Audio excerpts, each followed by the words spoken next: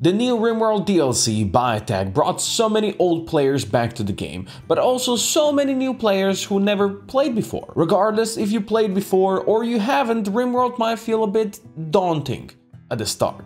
But fear not, for I am here to help you survive that crucial first day in RimWorld and get your colony on the right track so that it will eventually flourish into a grand metropolis. For the sake of this guide, we'll go with the classic crash landed start that starts you with 3 colonists crash landing on an unknown RimWorld. Before you even get into your first day, you'll need to pick up the difficulty and then generate the world and decide where to land. The easiest biome to survive in would be the temperate forest, followed by warmer arid shrublands or colder boreal forest. Each of them has its own challenges though, and you can learn more about a tile by clicking on the terrain button. Mountains might be a great hiding spot if you dig deep inside, but there is a danger of insect infestation. Flat terrain might not offer as many natural defenses, but there's much more room to grow food. Small or large hills would be a good mix of both. Marble gives the most beauty, while granite is the toughest to build with. The average temperature and growing period are the 2 of the most important things you need to know. Too cold and you'll be fighting not to freeze in the winter. Too hot and your food will rot before you can even store it. If you want to keep it safe, I'd choose a place where you have a year-round growing period, so food is not something you need to worry about stockpiling for the winter,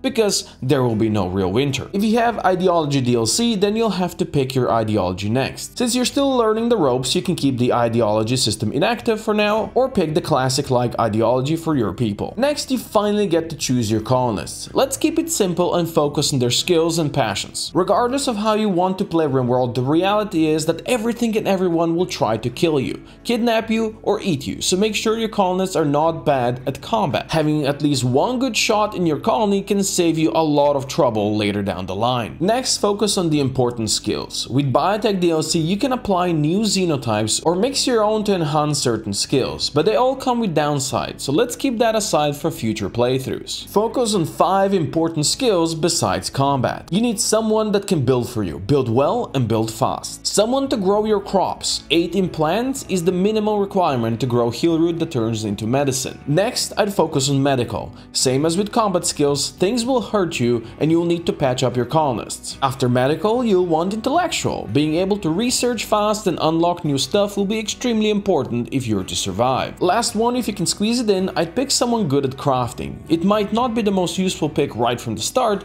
but later down the line it will pay off. Of course, if you chose the mountain base, you'll need someone good at mining, but otherwise I wouldn't prioritize it right away. Preferably your colonists will have passions for their chosen skills. The more flames, the better. Try to make sure they're not incapable of too many things, especially dumb labor and violent. And it would be nice if they didn't have too many scars or addictions right from the start. Your colonists have landed, but it's not the time to unpause yet. First, let's click on the work tab and let's set their priorities to manual. Jobs go from the highest priority on the left to the lowest priority on the right, with 1 being the highest priority and 4 being the lowest. Keep firefighting at 1 at all times. Same with the patient, but put it to 2 for your doctor, and then 1 to doctoring. That way they'll treat the others first and then go to be patients themselves. Bed rest should be 1 as well, so they sleep off infections and injuries rather than try to work through them. After that, set up your colonists in a way that they prioritize the jobs they're most capable of first and help with the rest when they don't have anything else to do. Next, click on the schedule tab. Here you can give them hours of meditation, recreation,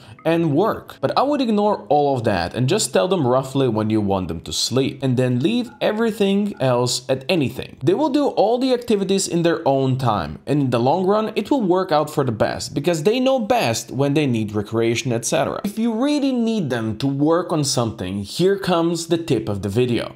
You can hold shift while giving them a command to do something, and they'll queue up that task and do it before anything else. They want to sleep before finishing those last couple of pieces of wall? None of that. Shift click and they'll be forced to finish the job first. Now zoom out and take a look at your surroundings. There are 3 major things to consider here. First, click on the fertility overlay. Dark green signifies rich soil. It's more fertile, so your plants will grow faster there. Second, look around for steam geysers. These will be your best and most reliant source of power later in the game, and having access to more than 1 in your colony would be great. Third, look at natural defenses. Incorporate rocky formations as defensive layers raiders will have to path around. They can be a great substitute for walls early on, but in the long run they're the least important of the 3. But do you know what's most important to me?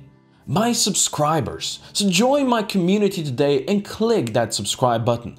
It's right down there. Right down there. As you can see, your colonists have landed with some equipment and resources. Select all of that and unforbid it so they can access it. Next, equip your colonists with weapons and armor based on their stats. Remember the tip of the video? You can shift click on multiple items so they wear them all. And now you can finally unpause. Next, focus on providing your colonists with 4 walls and a roof. You can use natural rock face as one or more sides of your new temporary home. Each map comes with some scattered ruins as well, which you can use until you're ready to move to the spot you chose as your future base. Throw in a torch as well. Your colonists move and work slower in the darkness, and that's one debuff you want to always avoid if you can. When it comes to ruins on the map, there's always at least one ancient danger as well. The game will give you a notification when one of your colonists goes close to it. Avoid this structure for now and don't try to open it up, as that's one sure way to get your colonists killed early on. It can wait. While your builder works on the walls, tell your farmer to start growing food. Utilize the rich soil that you have available. For now, a couple of 5x5 growing zones will do, but later on you can expand them when you have more people. I'd focus on one fast growing crop like rice and one long growing but very high yield like corn. Next growing zone I would use for heal root, which will be your source of early game medicine and has its uses throughout the whole game. Then grow some smoke leaf. You can turn that into happy smoky sticks that will keep your colonists cheerful even through the harshest of times on the rim. Last growing zone should be safe for cotton, a simple way to get cloth either for your own clothing or to sell apparel to traders.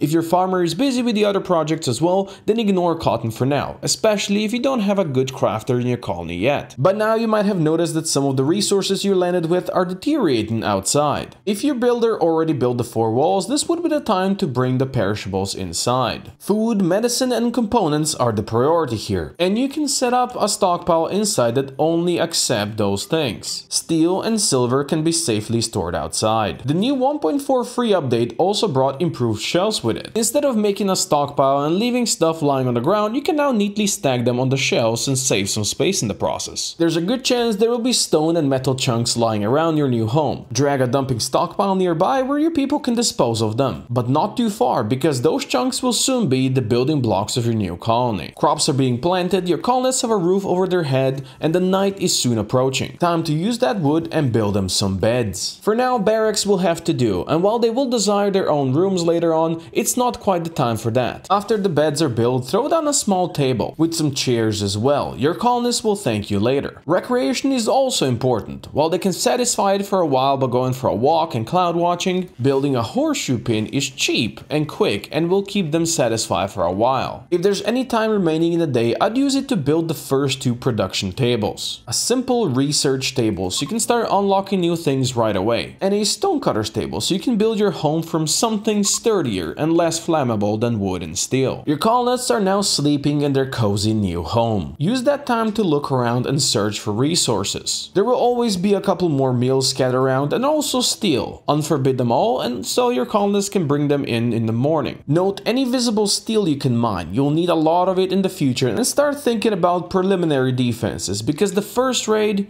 is coming soon. Congratulations, you have now survived the first 24 hours and you're well equipped to take on any dangers RimWorld might throw your way. But this is only the beginning. There's so much more to do. Join me next time and I will teach you everything you need to know how to survive your first month in RimWorld.